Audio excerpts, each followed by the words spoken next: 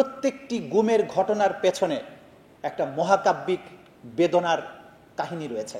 জুলাই বিপ্লবের সময়ে আমার পুত্র যেহেতু এই বিপ্লবের আন্দোলনের মধ্যে একজন ছিল, আমি তাদের নেটওয়ার্কিংগুলো লক্ষ্য করার চেষ্টা করেছি, যেগুলো আমাদের কল্পনারও বাইরে। সেইভাবে তারা যোগাযোগ মেনটেন করেছে, পরিকল্পনা করেছে, রাস্তায় গ্রাফিতি এঁকেছে এবং মানুষকে এর সাথে সম্পৃক্ত করেছে। প্রথমেই এই পত্রিকার সাথে সংযুক্ত সংবাদকর্মী, মালিকপক্ষ সহ এবং পাঠক যারা দীর্ঘ সময় ধরে এই স্বৈরশাসনের সময়ও নয়াদিগন্তকে পাঠ করেছেন, তার গ্রাহক ছিলেন, সবাইকে আন্তরিক শুভেচ্ছা এবং অভিনন্দন জানাচ্ছি। সুধীমণ্ডলী, একটু আগে আমাদের মাননীয় প্রেস সেক্রেটারি তিনি বলেছেন যে ন্যারেটিভ তৈরিতে সংবাদপত্রের কত বিশাল ভূমিকা। আমরা গত স্বৈরশাসনের সময় অর্থাৎ 1 বছর আগে পর্যন্ত, তার আগের 15.5 বছর যেভাবে ন্যারেটিভ তৈরি করা হয়েছে বাংলাদেশে এবং সেই ন্যারেটিভ বাংলাদেশকে কোন খাদের কিনার পর্যন্ত নিয়ে গিয়েছিল সেটা আমরা সবাই অবগত আছি।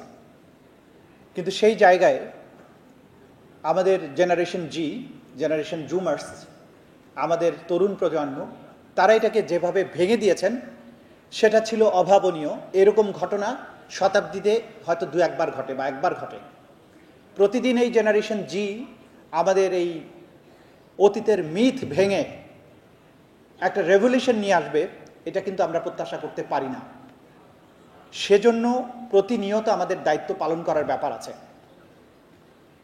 গত 15.5 বছরে, 1 বছর আগে থেকে তার আগের 15.5 বছরে সাংবাদিকতাকে তোষামদির একটা শিল্পে পরিণত করা হয়েছিল।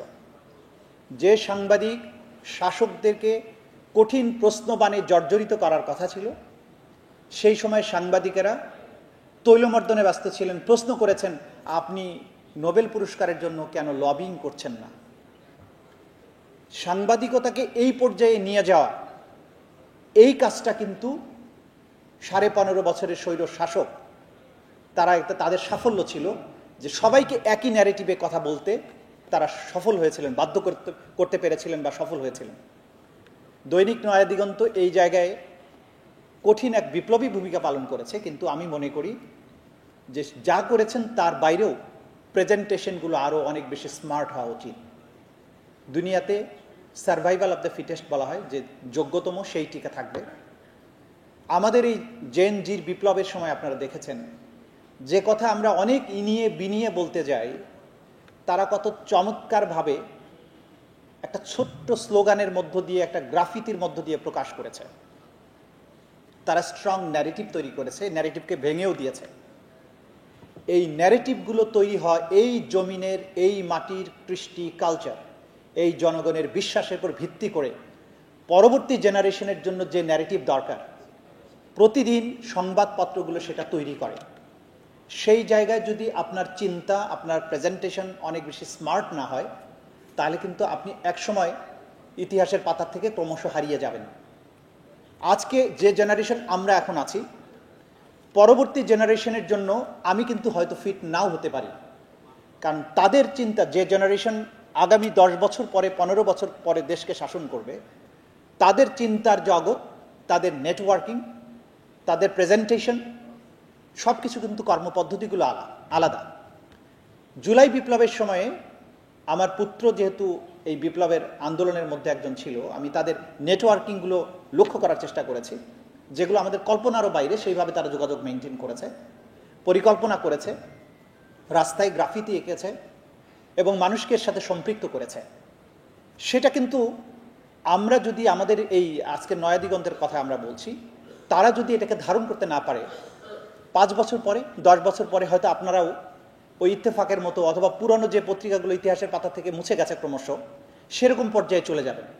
কিন্তু আপনি যদি প্রতিনিয়ত নিজেকে অভিযোজনের মাধ্যমে এই জেনারেশনের মাইন্ডসেটের সাথে, তাদের নেসেসিটির সাথে নিজেকে সম্পৃক্ত করতে পারেন, তাহলে আপনি দীর্ঘকাল বেঁচে থাকবেন, টিকে থাকবেন। আমি আজকের এই পর্যায়ে এসে জুলাই বিপ্লবের অমর শহীদদেরকে স্মরণ করি, শহীদ আনাসের কথা স্মরণ করি। তার ছোট্ট একটা চিঠি কিভাবে আমাদেরকে নাড়া দিয়েছে। মায়ের কাছে লিখে গেছে, 10 বছরের 12 বছরের বাচ্চা, যে ল্যাংড়া প্রতিবন্ধী যদি আন্দোলনে যেতে পারে, গুলি খেয়ে শহীদ হতে পারে, আমি কিভাবে ঘরে বসে থাকব। যদি বেঁচে না ফিরি গর্বিত হয়েও, এমন কথা কজন বলতে পারে? যদি বেঁচে না ফিরি, 10 বছরের বাচ্চা বলছে, তাহলে মাকে বলছে তুমি গর্বিত হয়েও। সেখানে আমরা ঘরে ফেরার জন্য কতই না কৌশলের অবলম্বন করি, বেঁচে থাকার জন্য কতই না কৌশলের অবলম্বন করি। ইতিহাসের স্রোত তারাই পাল্টাতে পারে যারা এইভাবে কথা বলতে পারে, জীবন দিতে পারে, মাঠে নামতে পারে, বিজয়টাকে অর্জন করতে পারে, ছিনিয়ে আনতে পারে। আমাদের পত্রপত্রিকাগুলো গত 15 বছরে, 15.5 বছরে যে ভয়াবহ সংস্কৃতি, ভয়ের সংস্কৃতি তৈরি করেছিল বাংলাদেশে আগের সরকার, সেগুলো কিন্তু ফুটিয়ে তুলতে পারেনি সঠিকভাবে। কিন্তু এখনো আজকের এই মুক্ত বাংলাদেশে এই জিনিসগুলোকে তুলে আনার বিশাল দায়িত্ব রয়েছে। প্রত্যেকটি গুমের ঘটনার পেছনে একটা মহাকাব্যিক বেদনার কাহিনী রয়েছে। এক এক করে সেগুলো এক্সপ্লোর করতে হবে ফর আওয়ার ফিউচার জেনারেশন।